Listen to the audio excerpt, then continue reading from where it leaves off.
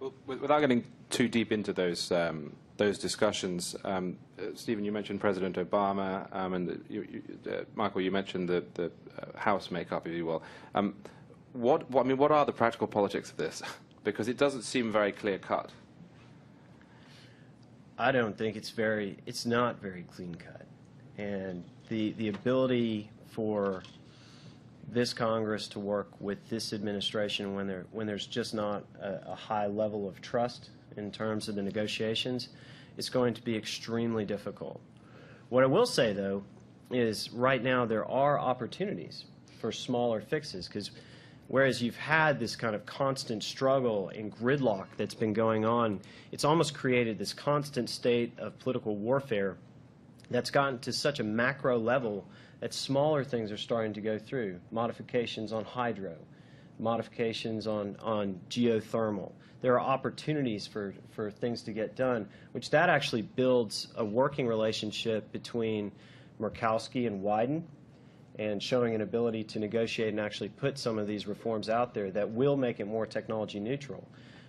Because that is one of the things that Wyden has said that he wants to do, is move away from this selecting this industry over that industry and moving into more of a flat technology neutral policy. And that's positive. Well, I mean, I'd just say that that's the inherent problem with, the federal government getting involved in this space in the first place is, people are lining up at the door, and the cronyism that's going on is distorting the marketplace. And as we ramp up these sources into the grid without really having a good knowledge of what the ramifications are going to be with respect to negative pricing and the other implications, I'm talking electricity in particular, we're in for a rude awakening when down the road, if our economy ever does pick up, God willing, and we need a lot more energy to power our manufacturing base and to keep up to the demand for job creation in homes and everything else, when we idle coal plants artificially, arbitrarily, to make up for this increase in these other sources without really knowing what the ramifications are. So I just think that the answer is we need to purify the system a little bit as opposed to try and making it better. We really need to wind out of this, because the answer is that it's created this web of pet energy sources, du jour, depending on the president, depending on the industry that's positioned himself or herself for those federal bucks, as opposed to what's best for the consumer. I was going to just add one thing. One thing I object to in this debate is when people call oil and gas a finite resource.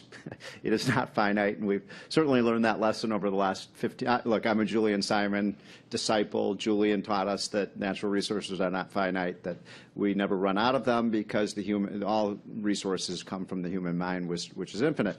And I always say I wish Julian Simon could have lived to have seen hydraulic fracturing, because what hydraulic fracturing has done is almost overnight it's quadrupled the amount of oil and gas that we have access to, and 20 years from now we'll have way more. And I'll just give you one example. The U.S. Geological Survey just recently came out with a report estimating how much oil is in North Dakota, and they did the previous survey was what, like 4 years ago, I think it was, Tom, and 4 years ago they said there was about 3 billion barrels of oil in North Dakota. Just 4 years later, now they're saying, no, there's not 3 billion, there's closer to 8 billion.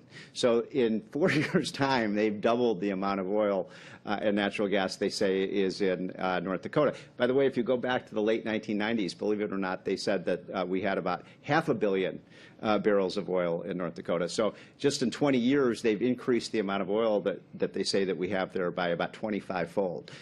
We're not running out of oil and gas or coal for hundreds and hundreds of years. We should call all of these resources renewable. Stephen, you remind me of when I was at Epcot Center with my kids a few years ago, and I was going through Exxon's World of Energy, and it was a wonderful ride.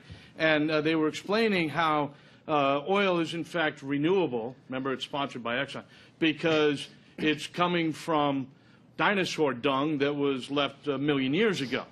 No, oil is not renewable, and it took me about 2 hours to unwind my kids from that ride. And to have to do it again is a little bit frustrating. But look, We know the consequences of our dependence on oil, which is absolutely a non-renewable resource. And we saw it a couple of years ago when oil spiked to $140 a barrel, and it put the world economy into a tailspin. That's the consequence if we don't have alternatives. And I am glad that we're getting more oil from tight oil supplies in North Dakota and whatnot. I think it's terrific. But we also need to recognize that there are potential environmental consequences of fracking. And not even asking the oil companies to report what chemicals and how much water they are using in that production is also a subsidy. And so how do you quantify the health impacts, the environmental impacts, the energy security impacts, and make sure that we have energy resources that are sustainable, that can have a meaningful impact on consumer prices today, and can keep our economy chugging along? I take issue with the disclosure of fracking. I'm not here to defend the oil and gas industry, but I know there's several instances where they do disclose, and every state in this union regulates the technology, by the way. And I don't think that the Department of Environmental Protections across the country have a vested interest in seeing their states' lands and waters squandered.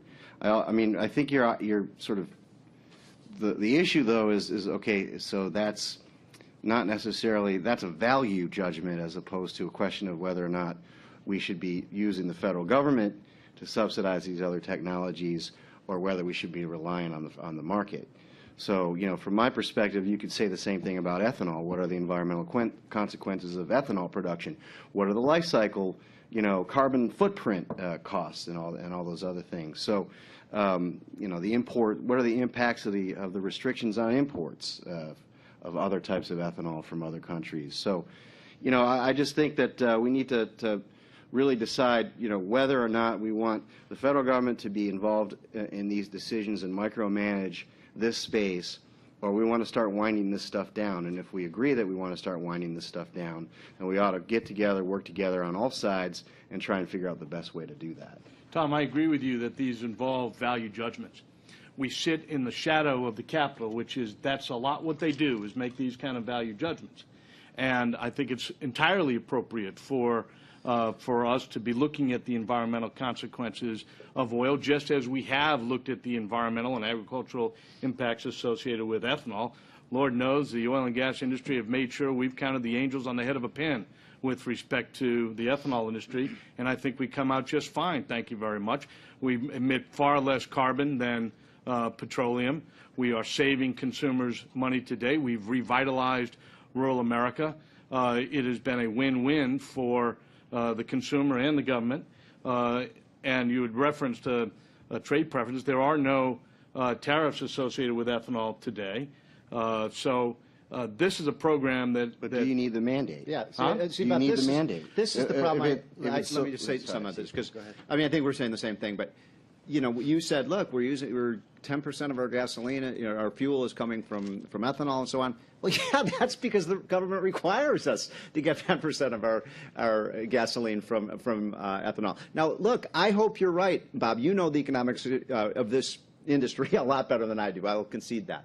But if you're right that this is saving consumers money and it's economical, why in the world, I guess this is the point Tom was going to make, is why in the world do you need the federal government to mandate that I buy it? Look, I'm a consumer. I shouldn't have to buy a gallon of gasoline with ethanol in it if I don't want to.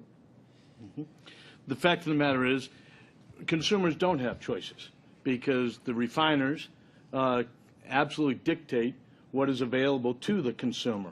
I would like to be able to purchase more ethanol than I can today, and I'm limited to 10% because the major oil companies don't want to put in a fraction more ethanol in gasoline. They control access to the consumer. They control access to the marketplace. That's why you need to have a program that's saying, look, for all these public policy reasons, because it's better for the environment, because it's better for rural America, because it's better for our economy and our energy security, gosh darn it, we want the oil companies to be using some small percentage of renewable fuels in their mix. And the renewable fuels has done that. The renewable fuel standard has done that. and it has been extraordinarily successful. In the absence of that, refiners, they're not in the business of throughputing carbohydrates. They're in the business of throughputing hydrocarbons. And as long as they control the access to the market and they control the fuel distribution and the infrastructure, we have to have programs to level the playing field and make sure that there's some level of renewable fuels being used. It's been a great success.